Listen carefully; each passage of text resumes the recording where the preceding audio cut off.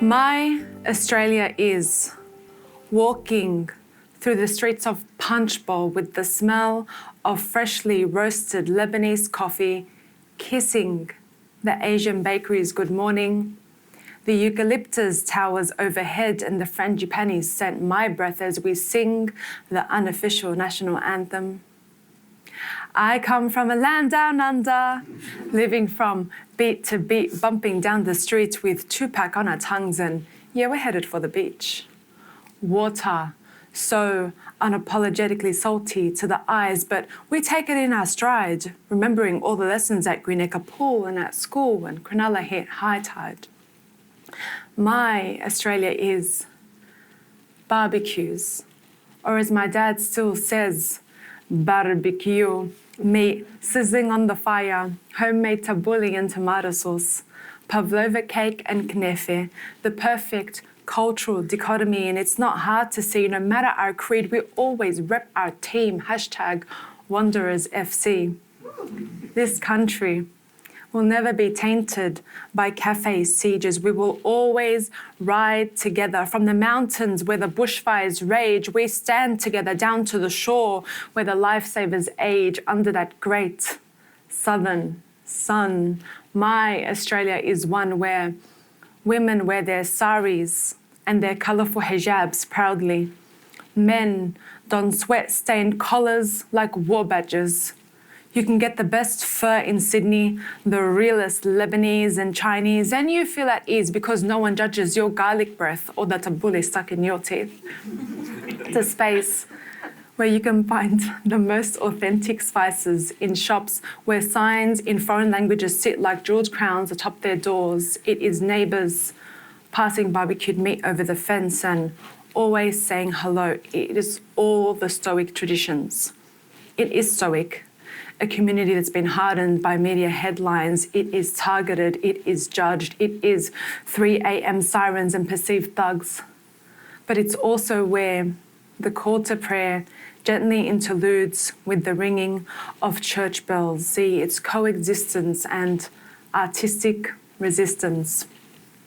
It's my dad's voice, 25 years on, accent thick, with resilience and warm like an autumn breeze, smelling of petrol and truck smoke and all the forgotten things, all the za'atar and the taine and the crushed petals that were once dreams, saying to me, we are lucky. And in fact, we are lucky. It's not perfect, but it's home. It will never be perfect, but it will always be home.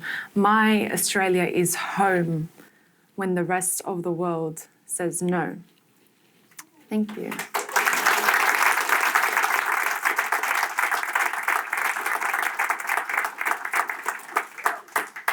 So when Iman stood on stage, donned in hijab, ink fresh on the page, and said, "This is what a feminist looks like."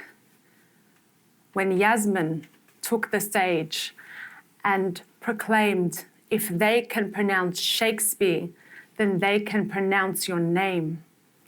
When Paula took the stage and exclaimed, see beyond the rugged surface, my boys and I, we're smart as hell, we just need a place and purpose. And when Bilal took the stage and said, poetry is the picture worth 1,000 words. It's all the songs you've ever heard. It's the flight of a flock of birds. So don't mock. It's the beat of all their wings, the crowd that sings the crown of kings. It's all these things and more. I thought, wow, this is powerful and empowering. So I started writing spoken word poetry when I was about 19 years old. My first experience with spoken word poetry was a video I actually watched online by a Palestinian poet named Rafif Ziada. And Rafif has a poem named Shades of Anger, and she repeats this certain line in her poem which really resonated with me. She says, I am an Arab woman of color, and we come in all shades of anger. And for me, that was a transformative moment because I had never seen an Arab woman who was owning that feeling of anger and using a medium such as poetry to actually express it and dissect it. And so I started writing because I wanted that agency. I wanted to be able to talk about the things that I'm passionate about and to really just show the world who I am. So when I was 19 years old, I started writing, and I started writing about everything except my faith because I'm quite visibly Muslim. So I started writing about love and how it's like sharing the last spoon of Nutella. I wrote about Australia, about my community, about my family, about my grandmother. I wrote about so many things, and I really was able to use poetry to get that feeling of empowerment and connect with my community and also with other communities. And so for me, it was really important. And not long after I started writing, I co-founded the Bangsam Poetry Slam with Ahmed Aradi. So we started the Poetry Slam in February 2013, and it kind of started as an enterprise of boredom. We just thought, hey, let's just do this and see what happens. And it's now the largest regular poetry slam in the country. We regularly attract 300 to 400 people a month. In the year to date, we've had over 2,000 attendees to our events. And just to give you a bit of a snapshot on BPS, over the last 5.5 years, we've put on over 50 poetry slams, over 20 poetry workshops. We've launched 3 poetry anthologies. We have had 2 spoken word theatre shows, and we've had an array of other partnerships, for example, with Sydney Writers' Festival and with the Biennale of Sydney. So we've been pretty busy. And we've come to learn that our community really needed this. They needed to be able to express themselves. They needed a place that they could come back to every month and know that they could talk about whatever they wanted to talk about and that they could be heard. And I don't think anywhere else in Australia you will find in the same room veiled teenage Muslim girls and retirees from the northern beaches and teachers from southern Sydney and Anglo University students. It is really what you would say multiculturalism personified. And people are really supportive. So at the Slam, what we do to show support is we click. So when people are performing, they're hearing this clicking. And for them, it is validating what they're saying. It's a message to them that this community is supporting them and this community is hearing them. And how we kind of run the Slam is people sign up on the evening and they have a 3-minute time limit to perform their original work. So, like I mentioned earlier, this constant space has been really important to a lot of people, especially from diverse backgrounds. And BPS was actually studied by Dr. Jen Scott Kerwood from Sydney Uni.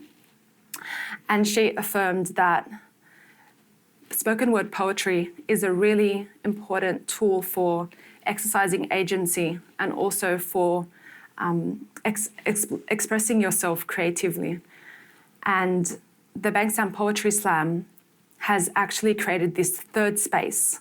So this space that is not home, not work, and not school, but this other space where people can converge and express themselves, drawing on both local experiences and global perspectives. My biggest passion is poetry, and my biggest pride and joy is the Bangsam Poetry Slam. And when I was thinking about this talk and about this concept of the resurgence of poetry and literature in Western Sydney, I questioned myself.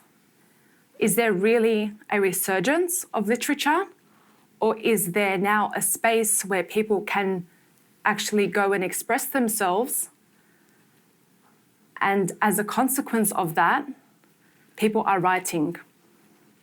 Have people come to the Poetry Slam and said, wow, look at this person, I want to be like them. Or look how cool they look, I want to be like them. And said, actually, I'm going to start writing because I know that next month I can come and I can perform here. I think that it can be a mix of different things. It can be also the fact that Bankstown is so incredibly diverse, and people from Bankstown who are from diverse backgrounds come from a tradition of oratory storytelling, and also from, for example, Islamic people have prophetic traditions, which they memorize, and the Quran itself is seen as a work of poetry, and young people are kind of encouraged to memorize from a very young age. So all these factors come into play. But really, I think that spoken word poetry is a really important tool for not only expressing but engaging, because it's just so incredibly powerful and empowering to be able to share your words and to have those words heard and to connect with people and to look them in the eye and tell them, these are my stories and you need to hear me.